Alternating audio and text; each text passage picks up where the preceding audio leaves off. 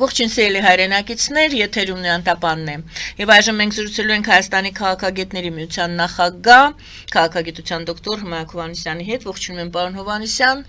Ես նույնպես ձեզ ողջունում եմ։ Շնորհակալ եմ, որ ընդունել եք հրավերը, եւ ես ներկայացնեմ մեզ լսողներին, մեզ դիտողներին այն լավ լուրը, որը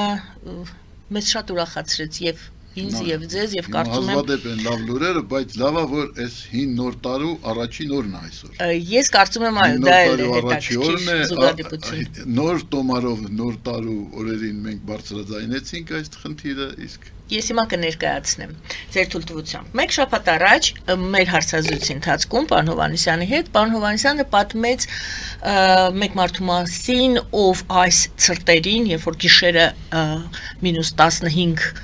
աստիճան ցուրտ էր, հայտնվել է փողոցում եւ փողոցում է ապրում։ Տղան կարծես թե ձեր ներկայացմամբ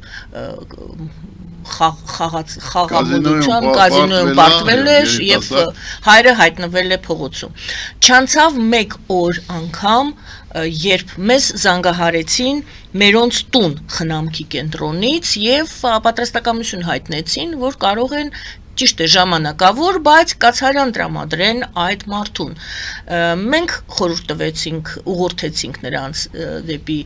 պարոն Հովհաննիսյանը եւ պարոն Հովհաննիսյան, ինչ եղավ հետո։ Ինչ եղավ հետո, նախ ես ասեմ այն, որ ես ճիշտ ասած չէի սպասում, որ Կարձագանքի այդ խնամքի կենտրոնը, ես իմ խոսքը, եթե հիշում եք, հասցեագրել էի Միչայլոց օպերատորը ճիշտ կանի այդ կադրը, որ մենք ցուցադրեցինք նոր տարու առաջի օրերին։ Այդ առաջինը, եթե կարելի է, ահա, դուք տեսնում եք էկրանի վրա ինչ վիճակ է, սա Մոսկովյան 31 հասցեն է, Բայրոնի գրադարանի պատի տակ, ահա արդեն որ երրորդ տարին է, ապրում է այս մարդը, եւ մարդ բնիկ երևանցի, մտավորական, բարձրագույն կրթությամբ Վիգեն Մամիկոնյան, շատ լավ ընտանիքից իր ուրեմն քույրը Ջոն Կիրակոսյանի կինն էր, լուսահոգի կինն էր, եւ պատահական չի, որ հենց այդտեղ էր ընտրել իր, այսպես ասած, բաց երկնքի տակ բնակության վայրը, որովհետեւ այդտեղ այդ նույն շենքի վրա փակցված է Ջոն Սահակովիչի հուշատախտակը, եւ այս մարդը երևի թե եւ ոչ մի չինովնիկից եւ ոչ մի պաշտոնյայից իր վիճակին հաղորդակից դառնալու եւ իրեն օգնելու պատրաստակամություն չստացած, որոշել էր երևի թե պաշտպանություն գտնել Ջոն Սահակովիչ Կիրակոսյանի մեծ գիտնականի հուշատախտակից, որ այդտեղ էր։ Բայց դա չաշխատեց, չէ՞, պաստորեն։ Գիտեք, նախորդ տարիները ձմեռը այդքան ցուրտ չէր։ Այս տարի այդ ամանորյա օրերին դաժան ցրտեր էին, մանավանդ գիշերները, 17 աստիճան ցուրտ, այդ մարդը այնտեղ պարկած, գիշերում էր այդ ուրեմն պայմաններում, եւ դրա համար էլ ես ուրիշ ճանապարհ ձեզ դիմեցին, զանգահարեցին, օգնում են իրան ամեն ինչով ինչ հնարավոր է հասարակ մարդիկ, իրեն նման հասարակ մարդիկ, բայց նկատեք, որ այդ շենքը համարում են մեծահարուստների շենք, այդպես է ստացվել, որտեղ այս տարիների ընթացքում այն հին մտավորականությունը, որ խորհրդային տարիներին բնակարան էր ստացել այդ շենք, բնակարաններ էին ստացել այդ շենքում, նրանք հիմնականում վաճառեցին իրենց բնակարանները, հեռացան, օրինակ մեր մուտքում, որտեղ ես եմ բնակվում, 12 բնակիչներից մնացել են միայն 3-ը, որ նախկինում ապրում էին, այն մյուսները 9 վաճառել են բնակարանները, նորեր են եկել, ըստ որում այդ նորերը շատ հարուստ են, կան մարդիկ, ովքեր ունեն 3 բնակարան, օրինակ մեր մուտքում Էդուարդ Աղաջանյան, պատգամավոր ազգային ժողովի, ձեզ քաչ հայտնի պատգամավորը, որը Միչայլոց 18 թվականից հետո փոփոխությունից իշխանափոխության Նիկոլ Փաշինյանի աշխատակազմի ղեկավար էր նշանակվել, հետո արտաքին հարաբերությունների հանձնաժողովի նախագահ, այդ շենքում այդ մեր մուտքում միայն ունի 3 բնակարան, գնել է բոլորը եւ նաեւ ռեստորան Բելետաժ, այդ Բելետաժ ռեստորանում ուրեմն մեր քաղաքական բոմոնդն էր հավաքվում, Արարատ Միրզոյանը դեսպաններին քանիցս բերել այդտեղ ճաշկերույթներին։ Դա այսինքն այդ տեսնում էին այդ մարդուն, բոլորը տեսնում էին, կարծես չէին տեսնում էին եւ չէին տեսնում։ Տեսնում էին եւ չէին նկատում։ Հասկանում եք, այդ մարդը այդտեղ պարտկած, դա ուղղակի գիտեք ինչ, ես կասեմ այսպես, որ չլսված բան է, մեր սահմանադրությունում արձանագրված է, որ մեր պետությունը սոցիալական պետություն է եւ հարց է առաջանում, լավ, եթե սոցիալական պետություն է, բա մարդկանց վիճակի մեջ չեն մտնում, ի վերջո այս մարդու պատմությունը շատ հասկանալի է, գիտեք ինչ, ով էլ ինչ ուզում է ասի, բայց երիտասարդությունը այսօր չի գտնում հնարավորություն վաստակելու, որպեսզի ընտանիք կազմի։ Չեն գտնում այդ հնարավորությունը։ Վերջերս ես մի պետական հիմնարկում էի կադաստրում եւ այնտեղ 12 պատուհաններից միայն 2-ն էին աշխատում, ես ասեցի լավ, այս 12 պատուհանները հերթ եք ահռելի առաջացրել, այս ինչու է այսպես, ասեցի, բա մարդ չկա, որ ընդունվի աշխատանքի, ասեցի, բա ձեր հայտարարությունները ես ուզում եմ տեսնեմ, պետին ասեցի, ուզում եմ տեսնեմ, մատյանը բացեք, ասում հայտարարություններ ենք տվել, աշխատող չենք կարողանում վերցնել, որտեվ այդ աշխատավարձով չեն համաձայն, ասեցի, ինչ աշխատավարձ, 150,000, 160,000 աշխատավարձ այդ կարգի մաքուրով, ես տեսա այդ ուրեմն հայտարարություններում, որոնք իրենց կայքում իբր կան, հասկանալի է, որ այսօր քանի որ գները աճում են, մարդիկ երիտասարդները չեն կարողանում ընտանիք կազմել, ուրեմն գնում են կազինո, հեշտ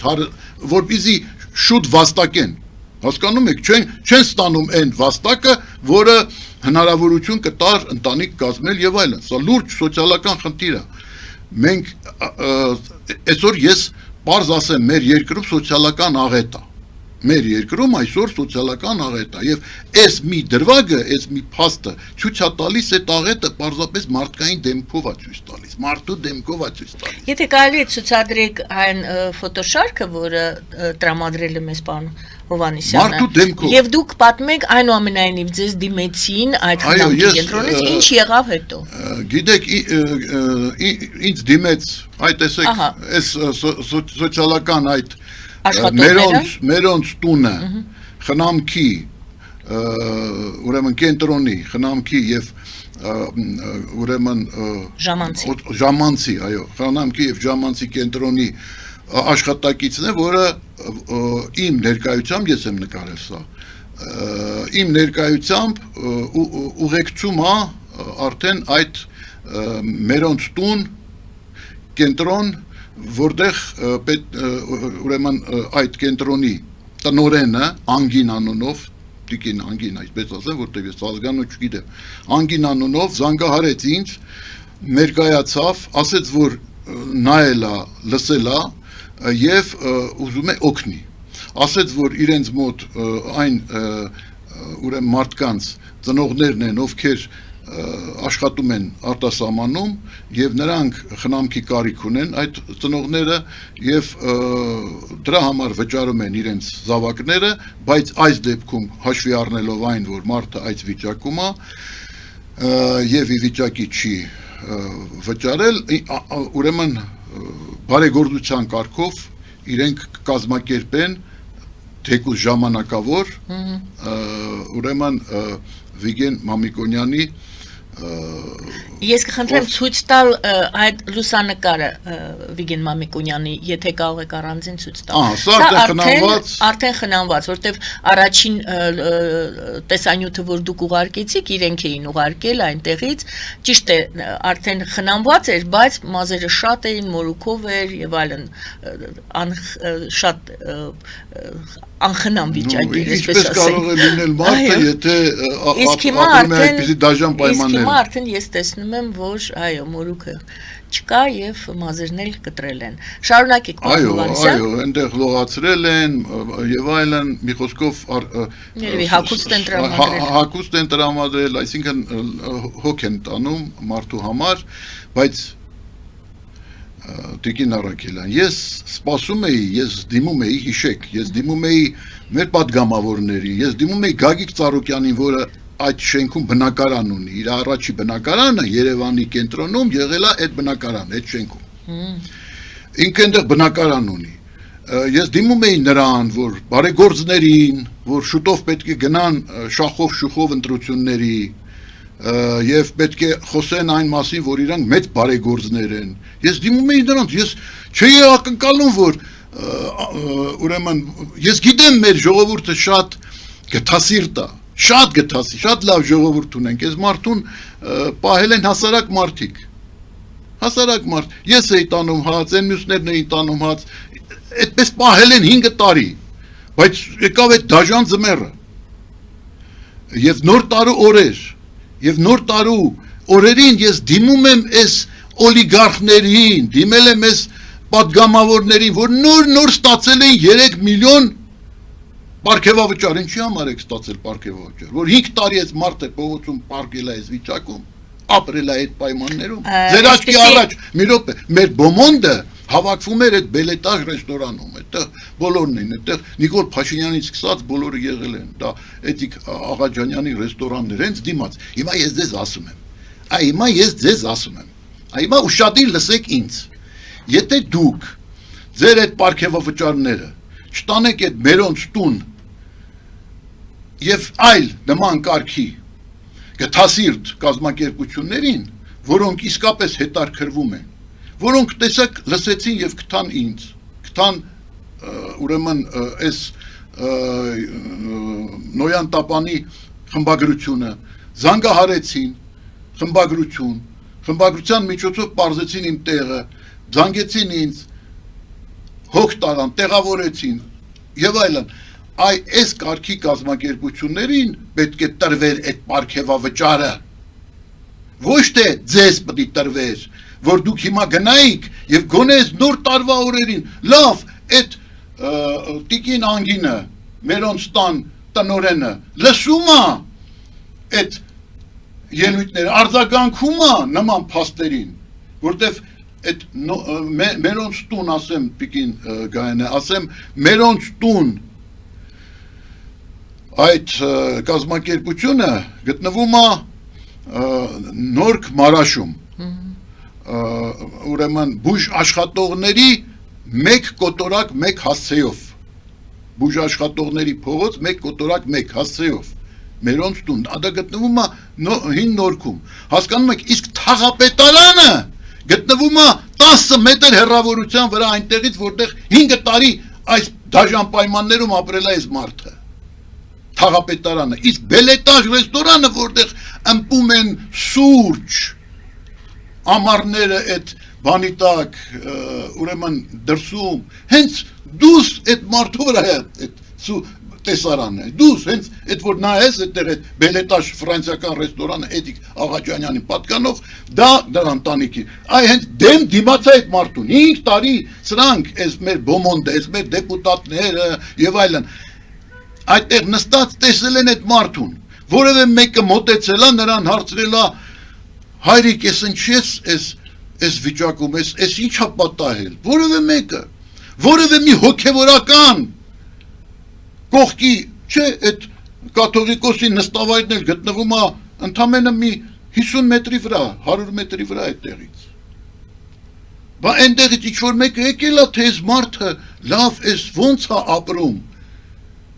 բայց չէ որ մենք բարձրաձայնեցինք դա Սուրբ Ծննդյան նախօրյակին, եւ ես ուղիղ դիմեցի ձեզ, դուք չարձագանքեցիք, դե իմացեք մի բան, որ եթե դուք ձեր պարգևավճարները խելոք չտանեք այդ կազմակերպությանը եւ մյուս նման տիպի հոգատար կազմակերպություններին չհանձնեք, որտեղ դուք արժանի չեք այդ պարգևավճարը 3 միլիոն ստանալ։ Ես որ նախկին դեպուտատ ասում եմ, երբեք այդպիսի պարգևավճարներ մեր պարլամենտի պատմության մեջ չեն եղել։ Այդ էլ պակաս Կարեն Սերոբ չիմանար, որ ուրեմն պարգևավճար են բաժանում այն դեպքում, երբ որ կան երկրում թեկուզ 10, թեկուզ 20 աղքատ, իսկ մեզանում աղքատության մակարդակը հասել է բազմաբնակության կես աղքատ է։ Իսկ ծայրահեղ աղքատների թիվը 20% է, Հասկանում եք, այս պայմաններում ոնց եք դուք 3 միլիոն պարգևավճար ստանում։ Տարեք այդ պարգևավճարները քանի շուտ է, տվեք, թե չէ ես անուն անառուն ասելու եմ բոլոր նրանց, ովքեր սուրբ ընպելով անուններ եմ տալու, ում ես տեսել եմ, որտեղ ես այդտեղ եմ ապրում։ Ես անընդհատ տեսնում եմ, այդտեղ նստած սուրճ են խմում, այս ինչ մարդ, այս ինչ անամ, այն ինչ անամ, դեպուտատներ, ես ինչ օլիգարխներ եւ այլն, իրանց սիրած տեղն է այդ եղել։ Դուք գիտեիք այս պատմությունը, իրավունք չունեիք դուք 3 միլիոն պարգևավճար ստանալու, երբ որ երկրում այսպիսի աղետալի սոցիալական վիճակ է։ Ես ասեմ, որ ես ընդհանրացնում եմ սա, որտեվ սա այս դեպքը, սա եզակի դեպք չի, ուղղակի ամենացայտունն է, ինչու, որովհետև սա հենց քաղաքի սրտում էր, բոլորի աչքի առաջ, մեր բոլոր պաշտոնյաների աչքի առաջ, այս կինը, որ զանգեց ինձ, իրանց հիմնարկը գտնվում է հին Նորքում։ Նա տեղն էլ չգիտեր, ես բացատրեցի նրան, թե ուր պետք է գան, ես իրանց դիմավորեցի, բացատրեցի, դիմավորեցի, եկան մեքենայով, այդ սոցիալական աշխատողը կարող եք ցույց տալ, ուրեմն շատ հոգատար, ուղեկցեց, ուժասպար եղած, այսեն մահամերձ վիճակում, ես ասեմ, ինչու, որովհետև պատկերացրեք այդ դաժան 10 օր այդ ցրտի պայմաններում այդտեղ պարկած։ Ուրեմն մահամերձ վիճակում ուղեկցեց եւ մյուս նկարը, եթե կարելի է թերթեք, հա, մի քանի նկար եմ տրամադրել, մյուսը այս արդեն խնամված վիճակում է։ Ահա, սա ինչ նկար է։ Սա էլ էս այգին է, որը լուսավորել են, քաղաքապետարանը լուսավորել է եւ դժվար թե քաղաքապետարանը չիմանար, որ հենց այս լույսերի ուրեմն դիմաց, հենց այս լույսերի լուսավորության պայմաններում, այո, այդ լույսերի մեջ լույսերով ողողված այգին, հասկանում եք, եւ այդտեղ նկարիչները շաբաթ կիրակի այդտեղ գալիս են, այս մարդը ինձ ասեց,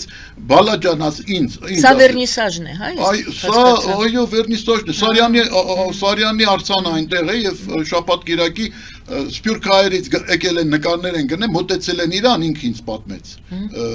Վիգենը Մամիկոնյան, ասել են քեզ պալատկա կուղարկենք, որ դու գոնե ծածկի տակ լինես, գոնե չմրսես, պալատկայի մեջ վառարանի նման բան լինի, կարողանաս այդ նավթով տաքացնել, որ չսառես, բայց դա կտևի 10 օր։ Ես բնականաբար այդ մարդը մահամերձ էր արդեն, հասկանում եք ինչ վիճակում էր այդ ցրտահարության պայմաններում։ Եվ ես ասեմ, որ մեզանում, ես ինչ եմ ասում, սա եզակի դեպք չի, ես դիմում եմ կառավարության անդամներին, պատգամավորներին, լսեք դուք, ուրեմն 4 ամիս դեղատներում չկա կոպլավիքս, այսօր դա ամենաանհրաժեշտ դեղամիջոցն է, ինչու, որովհետև ստենդ դրած մարդիկ կան, հիվանդներ ստենդը շատ են դնում այդ գործողությունը Սրտի մասին է։ Այո, սրտի մասին բժիշկ հրայրի մեծ բժիշկ նրա ուրեմն դպրոցն է, որը գործում է եւ Հայաստանը հայտնի է հենց նրանով, որ այդ հիմքերը այդ վիրահատությունների ստենդավորման վիրահատությունների դրել է մեր հայրենակիցը մեր իսկ մայրաքաղաքում եւ պատկերացրեք, որ ամենապահանջված դեղը, որտեղ այդ ստենդավորումից հետո պետք է պարտադիր կերպով այդ դեղը ընդունեն կոպլավիքսը, որպեսզի արունը ջրիկանա, դա հատուկ միջոց է եւ բավականին թանկ։ Ուրեմն 4 ամիսա չկա։ 4 ամիս չկա, բոլոր դեղատներում չկա։ Ավանեսյան այդ բանը նախարարը գիտի դրան, իհարկե գիտի, ոնց կարող է չիմանա, բայց ինչ են անում, իսկ ինչու չկա, շատ պարզ պատճառով, պատրաստվում են թանկացնել։ Սա է պատճառը, միշտ, երբ որ մի բան կորում է, դրանից հետո թանկացում է, ուզում եք բան եւ այլ, այսինքն, այդ որ գրել են սոցիալական պետություն, դա ես դիմում եմ հայ հեղափոխական դաշնակցությանը, դուք սոցինտերնի անդամ կուսակցություն եք, լսեք, դուք միջազգայնականի սոցիալիստականի անդամ կազմակերպություն եք, բա եթե դուք սոցիալիստներ եք, դուք մի ժամանակ այդ շենքում ունեիք գրասենյակ, ձեր առաջի գրասենյակը բյուրոյի եւ այլն եղել է հենց այդ շենքում, բայց չգիտեիք դուք, կոմիտեություն չունեք, սկզբնական կազմակերպություն չունեք այդտեղ, կամ այդտեղ որ միտինգներ եք անում Ֆրանսիայի հրապարակում չեք տեսել այս մարդուն ստեղ պարկած, Կամ որ գալիս եք սուրճ խմելու այդ բելետաժ, դուք եք գալի պրեստիժնիա։ Սարսափել, մեր մարդիկ անպաշտպան են։ Ես կոչ եմ անում, որպեսզի մեր ինտերնետ հեռուստատեսություններ, որտեղ նրանց մասին չեմ խոսում, նրանք յական یا չկան, ավելի շատ դիգին կայան է, սոցիալական թեմաներին անդրադառնա, որովհետև մեր ժողովրդի սոցիալական վիճակը ահավոր է։ Դա մոդայիկ չի սոցիալական հարցերից խոսելը, մեր խոսակցությունը դա եզակի էր։ Մոդայիկ չի, մոդայիկ աշխարհաքաղաքական տարբեր ինչ-որ բաների մասին խոսել, մեկ էլ տեսար գրանտ կստացար այդ բաների մասին խոսել, կամ ռուսներից, կամ արևմուտքից, եթե խոսում ես աշխարհաքաղաքական խնդիրներից, ահա վասիկ, որ ուրեմն Իլխամ Ալիևը այսօր Իրանում բաներ է կազմակերպում, իբր գործողություններ է կազմակերպում, նման կարգի բաների մասին խոսելը չնայած ըստ որում կոնսպիրոլոգիան, ամենատարածված ժանրն է մեր հեռուստատեսության, ցավոք սրտի, իսկ սոցիալական խնդիրների մասին ոչ ոք չի խոսում, այս մարդիկ կարծես ոչ ոքի պետք չեն։ Պարոն Հովհաննիսյան, բայց նրանք են, չէ՞ ես երկիրը։ Մեկ վայրկյան, ես ուզում եմ ինչի վրա ուշադրություն դարձնել։ Այս արձագանքը, այս պատմությունը ցույց տվեց, որ յուրաքանչյուրը կարող է իրավիճակ փոխել։ Փաստորեն ժողովուրդը եթե սկսում է ինքը իրեն օգնել, ինքը արձագանքել, դուք դիմում եք կառավարության, ասում եք դուք պարտավոր եք տեսնել։ Այո, դիմում եք ազգային ժողովի պատգամավորներին, ասում եք դուք պարտավոր եք տեսնել, որտեղ դուք ազգային ժողով եք, դուք ներկայացնում եք հանրությանը։ Այո, բայց այնտեղից ոնց որ թե արձագանք ոչ թե ոնց որ թե չեղավ, եղավ ներքևից, այսինքն ժողովուրդը իրար ասելով, իրար օգնելով, նշանակում է արդյոք, որ իսկապես յուրաքանչյուրը կարող է հավատալ իր ուժերին եւ փոքր գործից մինչեւ մեծ գործը միասին կարողանանք մենք այս խնդիրներից այս ճահճացած վիճակից դուրս գանք, թե ոչ։ Թե սա եզակի ինչ-որ մի հատ դեպք էր։ Տիկին Արաքելյան, ես Դուք այնտեղ ընդհանրացրեցիք, այստեղ կարող ենք եւս ընդհանրացնել։ Նախ ասեմ ձեզ, որ ես այս խնդրի մասին բարձրաձայնել եմ ոչ թե մեկ անգամ եւ ձեզ մոտել եմ բարձրաձայնել ամեն, ես անդրադարձել 5 տարի, որ այդ մարդը պարկած է, ես 5 տարի բարբերաբար անդրադարձել եմ։ Պարզապես այս անգամ այնպես ստացվեց, որ Այս հաղորդումը ասեց այն մարդը, ով կարող էր դա ունի էջ Facebook-ում, մերոնց տուն այդ Չէ, բայց դուք ուրիշ հարց եք բարձրացնում, ես ժողովրդի ժողովուրդը ոնց իմանա ինչ միջոցներով հնարավոր է օգնել։ Ես օրինակ ինքս հայտնաբերեցի, որ տենց կազմակերպություն կա մերոնց տուն, որը ունի նաև Facebook-ում էջ, ես բաժանորդագրվեցի այդ էջին եւ այդ կազմակերպությունը ինձ տիկին անգինը տնորենը ով ինձ զանգահարեց պատմեց իրենց գործունեության մասին շատ դժվար է իրենց գործունեությունը հեշտ չի որովհետեւ մի օրինակ ուրեմն այս քաղաքապետարանը որոշում էր ընդունել որ այն տարեցներին ովքեր կանցնեն 100 ամյա շեմը 100 տարի եւ ավել, այսինքն դառնան բոլորի 100-ամյակը նրանց կտրվի 1 միլիոն դրամ իրենց համար։ Այդ քաղաքապետարանը այդ որոշումը կայացրել էր։ Հիմա մի Արցախից ծերքին, որը այդ մերոնց տուն ուրեմն բանում է, այդ խնամքի կենտրոնում է գտնվում եւ որը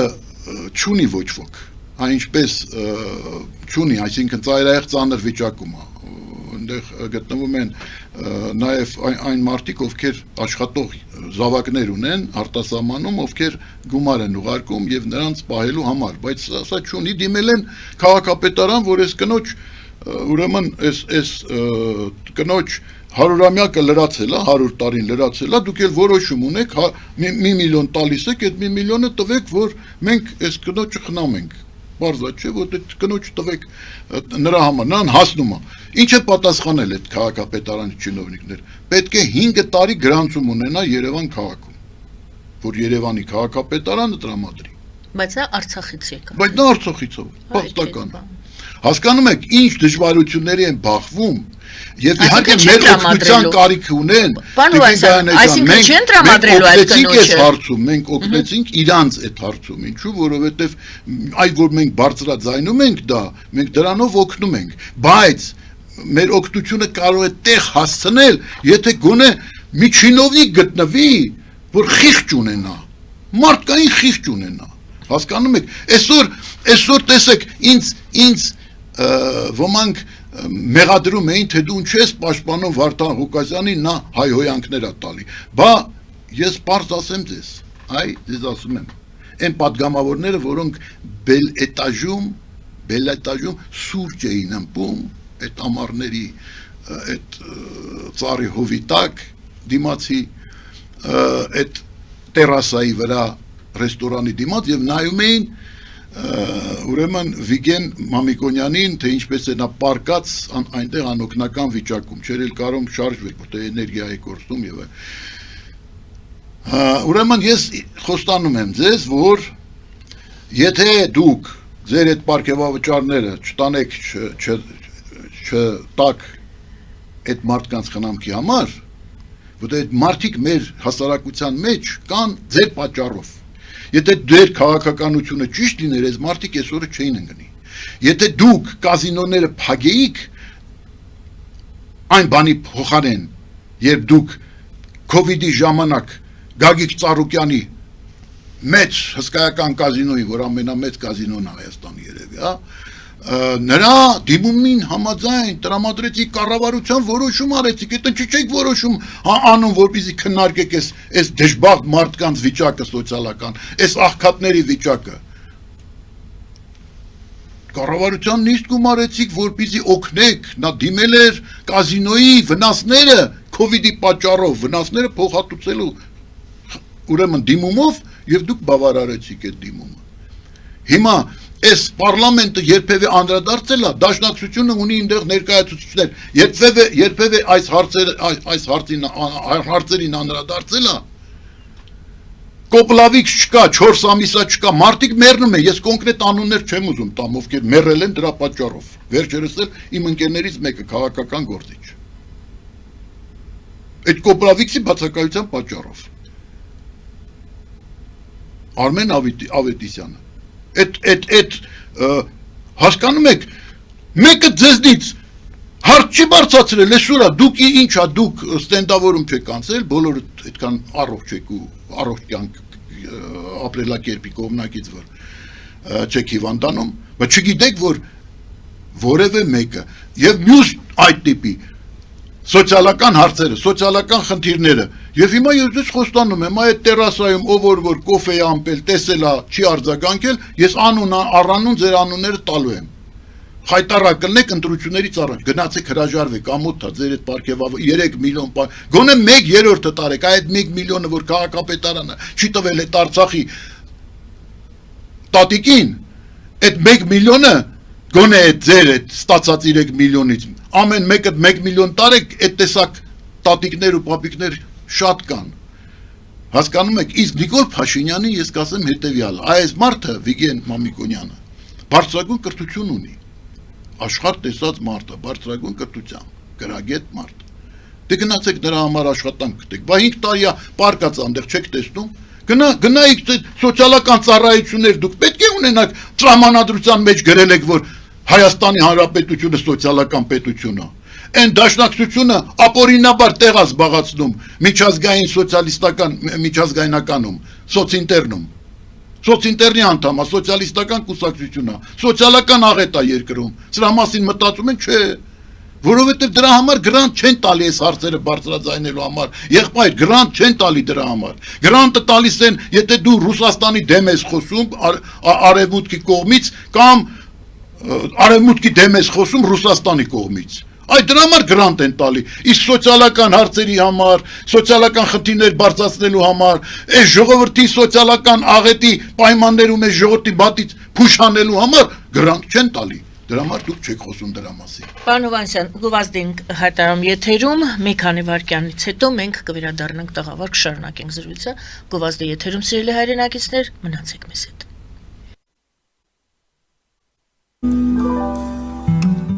Ֆելիչե ժամանակակից ատամնաբուժական կլինիկա։ Այստեղ հարմարավետությունն ու խնամքն առաջնային են։ Այստեղ կիրառվում են ատամնաբուժական ամենաժամանակակից տեխնոլոգիաներ, ճշգրիտ ախտորոշում, արդյունավետ բուժում, նուրբ փորձառություն եւ անհատական մոտեցում։ Սկսած սովորական մանրուքներից մինչև առաջադեմ ընթացակարգեր, այստեղ դուք գտնվում եք բարձր որակավորում ունեցող եւ փորձառու ատամնաբուժական մասնագետների ձեռքերում։ Մեր բարեկամական եւ հյուրընկալ անձնակազմն այստեղ է յուրաքանչյուր այցը հաճելի դարձնելու համար։ Ֆելիչե, ձեր առողջ եւ ամենաերջանիկ շպիտը սկսվում է այստեղից։ Եկեք եւ բացահայտեք նորարարության փորձագիտության եւ կարեկցանքի կատարյալ համադրությունը։ Վաճառվում է գերմանական հնաոճ դաշնամուր 1892 թվականի արտադրության ֆոն Մուրբախ, գտնվում է գերազանց վիճակում, կինը 15,000 ԱՄՆ դոլար, հեռախոսահամար 094 115 310։ Երևան փոստը Գրանադա Հյուզում, տեղեկացնում է։ Դրամական փոխանցումներ 1%-ով, օդանավով 1 պաունդը 2.99, նավով ուղարկեք մեկ արկղ, երկրորդ արկղը անվճար,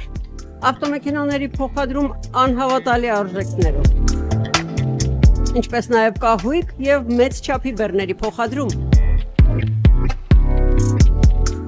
Ջաքփաթ հագուստի խանութը երկրորդ մասնաճյուղն է բացել Գլենդելի սրտում, որտեղ կարող եք ձեռք բերել եվրոպական և ամերիկյան ընտիր հագուստեղեն, կոշկեղեն, աքսեսուարներ, պայուսակներ ամենահարմար արժեքներով։ Նաև կարող եք ցանկացած ապրանք պատվիրել եւ ձեռք բերել կարճ ժամանակում։ Ջաքփաթի Գլենդելի հասցեն է 1135 North Pacific Avenue, հեռախոս 818 813 2252։ Ջաքփաթ հագուստի լավագույն կենտրոնը Գլենդելում։ 60-ից ավելի ճանաչված եվրոպական բրենդների ինքնատիպ, չկրկնվող եւ մատչելի ընտրանին Fortuna Home and Country House խանութ սրահում։ Նորավոճ սպասք եւ կահույք հորեկա բնագավառի համար, տեքստիլ տնտեսական ապրանքներ, ամեն ինչ գեղեցիկ կյանքի համար։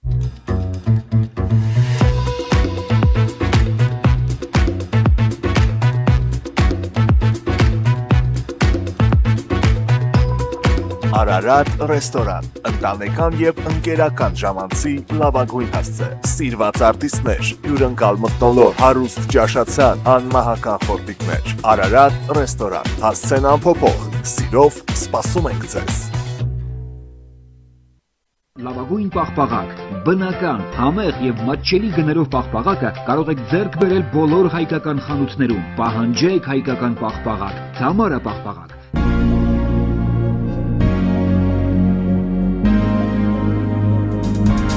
Տպագրեք ձեր գիրքը Նոյան տապան տպագրատանը, ինչպես նաև թերթեր, ամսագրեր, բուկլետներ եւ այլն։ Հասցեն քաղաք Երևան, Իսահակյան 28 առաջին հարկ։ Սիրելի հայրենակիցներ, հիշեցնեմ, որ մենք զրուցում ենք քաղաքագիտության դոկտոր պարոն Հմայակ Հովհաննիսյանի հետ։ Պարոն Հովհաննիսյան, դուք Վարդան Ղուկասյանի անունը շոշափեցիք, ինչու՞։ Ինչու, որովհետև մարդուն մեղադրում են, թե ինչու է հայհոյում, եւ իր կողմնակիցներից էլ ոմանք լինելով իրավապաշտպան եւ ուրեմն իրավունքի մասնագետներ ստիպված են արդարանալ այդ հարցով, ասելով, որ իրենք չեն ողջունում այդ հայհոյանքները, բայց ես ձեր հարցից օգտվելով ուզում եմ զգուշացնել այդ Բելետաշ ռեստորանում կոֆե ըմպողներին, այդ տեսարանի պատկերի ֆոնին, այդ մարդու։ Այս ուզում եմ իրանց զգուշացնեմ, որ եթե իրանց պարգևավճարներից չհրաժարվեն, չտանեն այդ նպատակի համար չօգտագործեն, թաղանձագին ներողություն խնդրելով, ասելով, որ սա տիկինանգին, սա ձեր դուք պիտի ստանայիք այդ պարգևատրությունը, որ այս մարդկանց խնամում եք, նայում եք, անում եք, որտեղ այս մարդկանց գոյությունը մեր գործունեության հետևանքն է, ուղղակի հետևանքն է։ Եթե դա չանեք, ես ձեզ գցելու եմ պատկերավոր ասած դոգի բերանը։ Եվ այն բոլոր հայհոյանքներին, որ դեր հաստեին կտա, դուք արժանի կգտնվեք, որովհետև ես բարձ ասում եմ, սա աղետ է, եւ սովորական բառերով այս աղետի մասին հնարավոր չի խոսել։ Ես ինքս ինձ զսպում եմ։ Սովորական բառերով հնարավոր չի։ Բա ոնց չարտահայտվես։ Դե ձեզ հիմա կմեղադրենք, ասեն դուք ուրեմն արդարացնում եք Ես ինքս գիտեք, այդպիսի ես խորհրդարանում եղել եմ, այդպիսի բառեր օգտագործելը, որոնք իրականում ես ոչ մեկ բոլորս անգամ գիտենք։ ազգային ժողովի պատգամավոր եղել եմ, որևէ մեկը ինձանից որևէ ոչ նորմատիվ լեքսիկոն չի լսել, երբեք։ Ոչ նորմավորված լեքսիկոն։ Բայց հիմա ասում եք այնքան աղաղակող է վիճակը, որ պետք է ոչ նորմատիվով խոսել։ Ուրեմն ես պարզ ասում եմ հետևյալը, որ դա ձևն է, ես այդ ձևը չեմ ընդունում, բայց բովանդակությունը Վարդան Ղուկասյանի, դոկ Վարդան Ղուկասյանի ասածների բովանդակությունը ես կիսում եմ նրա ցավը։ Հիմա այդ մարդը այդ ցավը այդպես է արտահայտում։ Այս մարդը Վիգեն Մարտիրոսյանը, Մամիկոնյանը, այո, Մամիկոնյան ազգանուն ունի, պատկերացնում եք ինչ ազգանուն։ Մտածում եք, ուր ենք հասել։ Այո, Մամիկոնյան ազգանունը։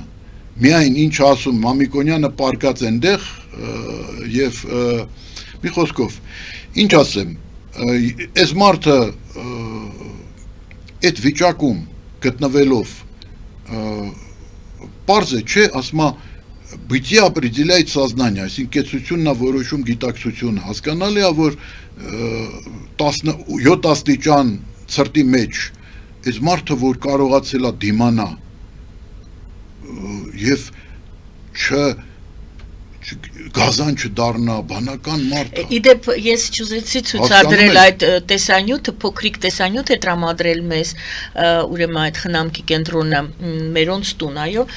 առաջին հենց պահը, երբ որ այդ մարդուն բերեցին, նա սանրվում է արդեն կոկիկ հագնված, նրան ասում են, դե հիմա դու սանրվի վերջացրու, արի ընթրիկ, փոքրիկ, թեթև, ինչպես դու ես ասում, հա, թեթև ընթրիկ, այդ մարդը շատ համեստ խոսքեր, ասեց հա, թեթև, այսինքն ինքը սովի մեջ է եղել այս ընթացքում, բայց այ դուք ինչպես ասում եք, նա չի փոխվել, նա այդպես զուսպել, հիմա նրան փաստորեն կարող են ամեն տեսակի ուտելիք տալ, նա պետք է հիմա ագահորեն նետվեր, չէ, ուտելիքի վրա, բայց նա այդ զուսպ իր կեցվածքը կարողացել է պահպանել։ Ճիշտ ասած, ինձ դա ամենաշատը դա հուզեց եւ բացատրեց, թե ինչ մարդու հետ գործ ունենք։ Բարեսիրտ մարդիկ կային, հասարակ մարդիկ, Նա ասեց թեթև, հա, թեթև։ Արդեն գնացել են տեսության, ուրեմն Դավիթ անունով հարևաններից մեկը գնա, որ իրան նայում էր, մեր ժողովուրդը գտասիրտ է, մեր ժողովուրդ, մեր դաժան են մեր պաշտոնյաները, դաժանա մեր վերնախավը, սարսափելի դաժան, անողոք դաժան մեր ժողովրդի նկատմամբ։ Իսկ ժողովուրդը մեկը մյուս, նա սոված չի եղել, պարզապես այդ ցրտի պայմաններում, անշարժացած դաժան ցրտի պայմաններում նա չէր կարող շատ սնունդ ընդունել։ Մի խոսքով դուք ուզում եք ասել, որ այո, գիտակցությունը մարդու ուրեմն մեր ժողովուրդը ես քանիցս տեսել եմ իր կողքը հավաք, ես գիտեմ անուն առանուն այդ հարևաններից, որ այս տարիների ընթացքում այդ մարդուն, եթե այդպես չլիներ, նա վաղուց բայց ոչ մի, ես հատուկ հետար, ոչ մի պաշտոնյատար անձ, ոչ մի հոգևորական, ոչ մի բժիշկ, ոչ մի պետական սոցիալական ծառայության, թաղապետարանից որևէ մեկը, այդ թաղապետարանից կողքն է, ընդամենը 100 մետրի որևէ մեկը, սոցաշխատող, որևէ մեկը գա, բացի դրանից, ես նորից եմ ասում, ինչի մասին է, դուք գիտեք ինչ է այդ շենքում, այդ շենքի բնակարանների մեկ ուրեմն երրորդը կեսը ես ասում մեր պատեզնից ընդամենը 3 ընտանիք 12-ից կեսից ավել 2/3 չի ապրում այնտեղ բնակարանները շքեղ ռեմոնտ արած դատարկ դե ինչու եք զարմանում չեն ասում որ այսինչ երկչուհին ունի 30 բնակարան այն մի դեպուտատը ունի 5 բնակարան Երևանում ես օրինակ քանիցս դեպուտատ եմ եղել ես իմ մորս մայրական տանն եմ ապրում ես իմ մայրական տանն եմ ուրիշ բնակարան ես չունեմ մայրական տունը Պարոն Վասյան մեզ արդեն քիչ ժամանակ է մնում ես չեմ ուզում որ մյուս ծայրահեղականության մեջ ընկնեն ասեն որ բոլորն են ոչ մեր ժողովրդի մեջ կան եւ բայց իհարկե այդ դաժաններ ես նորից եմ ասում, այդ նկարը ցույց ենք տվել, ես էլ դիմել եմ ոչ թե այդ սոցիալական ծառայություններին, մասնավոր դա հաստատություններ են, հասկանում եք, դա պետական չի, այդ տիկին անգինը պետական չի, մասնավոր է, դա ժողովուրդն է օգնում, այդպես է պետք հասկանալ, դա պետությունը չի օգնում, բայց պետությունը քաղաքացու մասին հոգ պետք է տանի, մարդու մասին հոգ իր քաղաքականությամբ սոցիալական, լավ, այդքան շին թույլտվություններ է տալի Տիգրան Ավինյանը, շին թույլտվություններ, շենքեր են կառուցվում, լավ, այս մարդուն, որ կամ նման մարդկանց, դրանք ովքեր որ լրիվ ոչ ոք չունեն, չէ, բա հնարավոր չի այդ շին թույլտվությունը, որ տալիս ես, օրինակ մեր Բաքում դղյակ է մեկը կառուցել, ուրեմն այդ Վազրիկ Սեկոյանը Երևան մոլի տնորենը դղյակ է կառուցել 3 հարգանի այն նույն տեղում որտեղ բնակվում էին փախստականները Բաքվից 90 թվականից եկած այդ փոքրիկ տնակները կոմունիստները որոշել էին վերացնել որպեսզի խաղահրապարակներ սարքեն Բաքում բայց հրաժարվեցին այդ ծրագրից որպեսզի այդ փախստականները այդ Բաքվից փախստականները այդտեղ կան մտնեն ապրեն եւ իմ աչքի առաջ Ձոթի Անյան, փախստական, գրող, Բաքվից այդտեղ ապրում էր, որ ոչ ոք չուներ, մահացավ, ոնց արեց Երվան Զաքարյանը, դա սեփականաշնորհեց այս Վազրիկ Սեկոյանին, այդ Զորի Բալայանական մաֆիայի ուրեմն որոշմամբ, եւ հիմա տեղ դրյակ են կառուցել, այն նույն տեղում, որտեղ այս Վիգենը պետք է տեղ գտներ, պետք է ինչ-որ տանիք գտներ, որովհետեւ դա փախստականի տեղ էր, կոմունիստները այդ տեղը թողել էին, բայց եկեք տեսեք այդ տեղի վրա էլ ձերքցեցին, դղյակ կառուցեցին, հիմա հարցը առաջանում, շին թույլտվությունը տվել ես դղյակ կառուցելա այդ օլիգարխ կոչեցյալ այդ անձնավորությունը, Վազրիկ Սեկոյան, դա բանը կառուցելա դղյակը, լավ, գոնե գիտես ընդեղ են անոթևանը պարկած, այդ մարդուն ասա, այդ մարդուն այդ ում որ տվել է շին թույլտվություն, ասա մի հատ անկյուն տուր, թող այս մարդը ապրի, քո այդ դղյակում, այդ է պայմանը Քեզ չին թույլտվության տալու պայմանը, բայց չէ, այդ դեպքում պիտի կաշառք չվերցներ այս չին թույլտվության դիմաց։ Հասկանում եք ինչ է կատարվում այս երկրում։ Այսինքն սոցիալական պետության գաղափարը այն է, որ պետությունը պարտավոր է հոգատար լինել իր քաղաքացիների նկատմամբ։ Սոցիալական նրանց խնդիրների մեջ խորամուղ լինել։ Բայց այս այն խորհրդարանն է, որը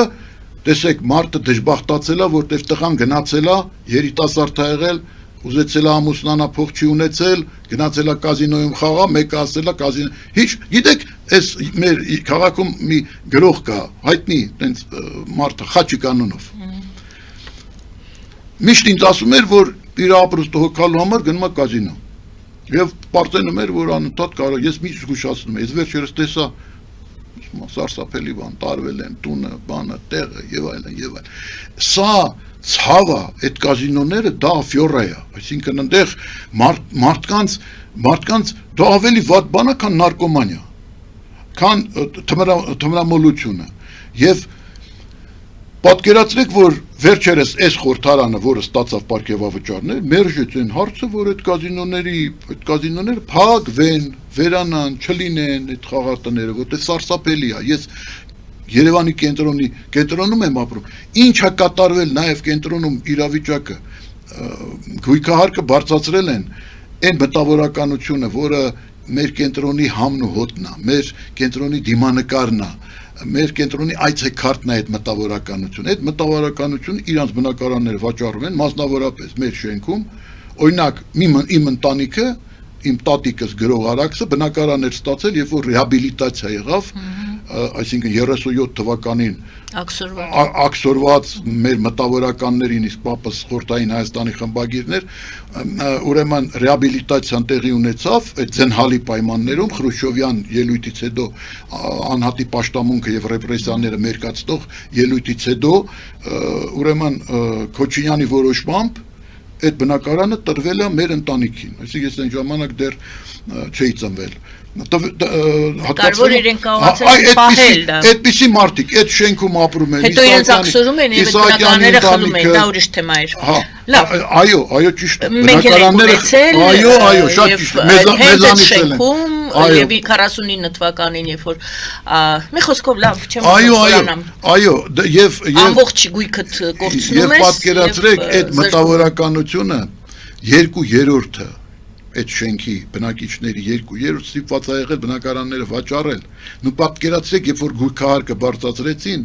այդ մարդկանց թիվը էլի ավելանալու եւ ընդհանրապես այդ շենքում մնալու են միայն մարդիկ, ովքեր կունենան 5, 6, 7 բնակարան այդ շենքում, դռները փակ,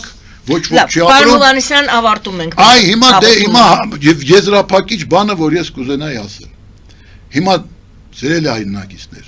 դուք հասկացաք, ինչու մենք պարտվեցինք 44 օրյա պատերազմի ընթացքում։ Դուք հասկացաք ինչու 2020 թվականին այլ մթնոլորտ էր տիրում Երևանյան փողոցներում, քան այն մթնոլորտն էր, որը տիրում էր Երևանում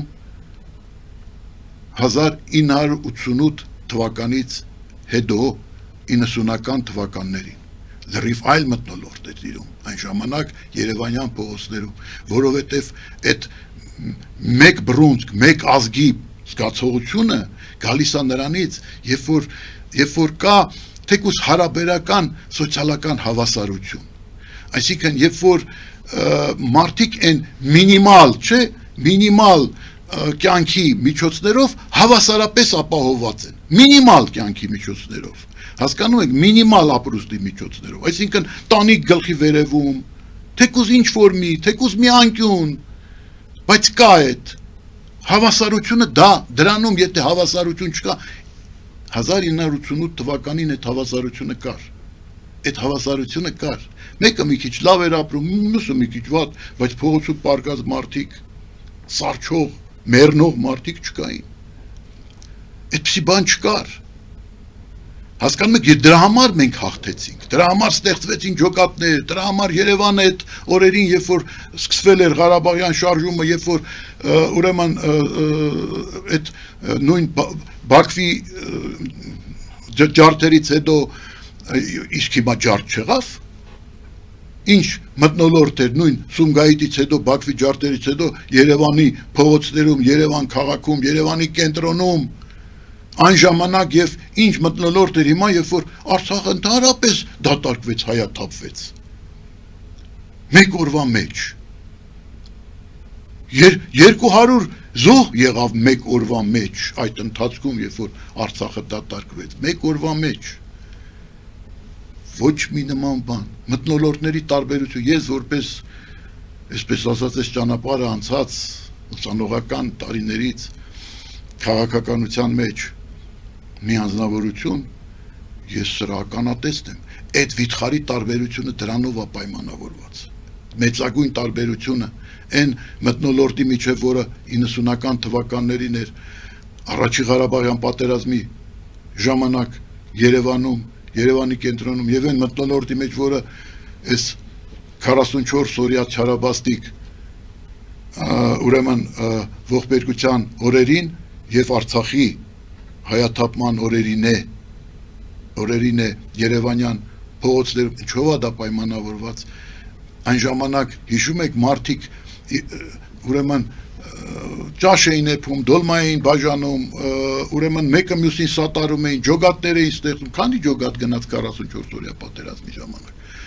Հիշում եք, մեր անվանումները Տիկին Գայանի, հիշում ենք, չէ՞, Արաբո, Տիգրան Մեծ, Նիկոլ Դուման, ջոգատներ, որ այն ժամանակ ժողովուրդը ինքը ստեղծում էր, հիմա ժողովուրդը իրան խորթ ազգում այս ամենի, այս քաղաքական պրոցեսներից խորթ ազգում։ Հիմա վաղ ընտրությունների կգնա, թե չի գնա, մեծ հարցական է, մենք կարող հայտարարակ վիճակում հայտնվենք, այդ ընտրություններին շատ քիչ մարդ մասնակցի, եթե սենց շարունակվի։ Այդ տեսեք, մենք արդեն անցում ենք կատարում քաղաքականությանը, ինչու, որովհետև մարդը քաղաքական կենդանի է, ինչպես Արիստոտելն է ասել։ Եվ մեր բոլոր պրոբլեմների, մեր բոլոր ցավերի ակունքները քաղաքական են։ Անհանսյան ցավում եմ հաղորդման եթերը ժամը մեր ավարտվեց, թեման բարձեցիք, ես կարծում եմ այս թեմայով մենք կշարունակենք զրույցը, որովհետև ես մեկ հաղորդում էլ ուզում եմ նվիրել, այո, այդ մթնոլորտին, նախընտրական մթնոլորտին, հոգեվիճակից դուք խոսեցիք, գուցեև այդպիսի ոչ թե քաղաքական լինի մեր զրույցը քաղաքական ուժերի մասին, սովորաբար մենք այդ թեմայով ենք միշտ խոսում, այո, ինչպիսի մթնոլորտ է Հայաստանում մինչ ընտրությունները, եթե կարելի է այս սրանով մենք ավարտենք այսօր, պարոն Հովհաննիսյան, Այո, ես շատ շնորհակալ եմ, եւ որ ահազանգեցիք, եւ որ ուղեկցեցիք, եւ շատ շնորհակալություն մերոնց տուն այդ խնամքի կենտրոնին, եւ շատ շնորհակալություն եւ բոլոր ձեզ շատ շնորհակալություն, որ դուք հնարավորություն ընձեռեցիք Դե դա մեր աշխատանքն է, շատ հարցեր այսօր սկսել են լուծվել, ես ձեզ ասեմ, ընդհատեմ ձեզ կներեք, Մարին Պետրոսյան մեր մյուս հաղորդավարը եւս սոցիալական հարցերին շատ է անդրադառնում,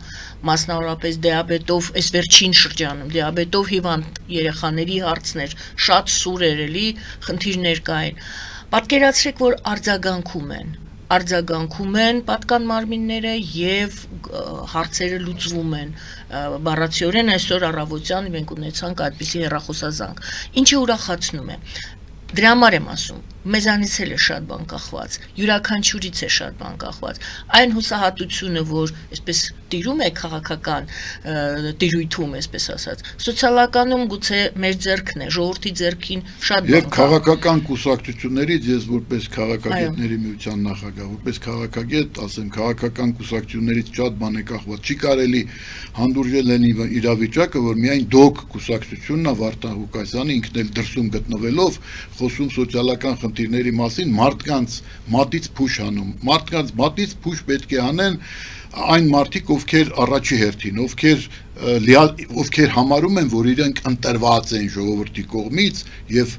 հետեւապես օժտված են որոշակի եւ լիազորություններով եւ պարտավորություններով։ Առաջի հերթին սա է։ Շնորհակալ եմ։ Եթե մենք ունենք պետություն, որպեսզի մարդկանց մոտ ամրապնդվի այն պատրաստակամությունը մինչև արյան վերջի կաթիլը պաշտպանել այդ պետությունը պետք է հոգ տանի յուրաքանչյուր մարդու համար, այն ժամանակ մենք պատերազմներում չենք պարտվի։ Շնորհակալություն պարոն Հովհաննիսյան, շնորհակալություն սիրելի հայրենակիցներ, պարոն Հմայակ Հովհաննիսյանն էր մեր զրուցակիցը, Հայաստանի քաղաքագետների միության նախագահ եւ քաղաքական գիտությունների դոկտոր, զրուցում էր Գայանե Արաքելյանը, բարին ձեզ։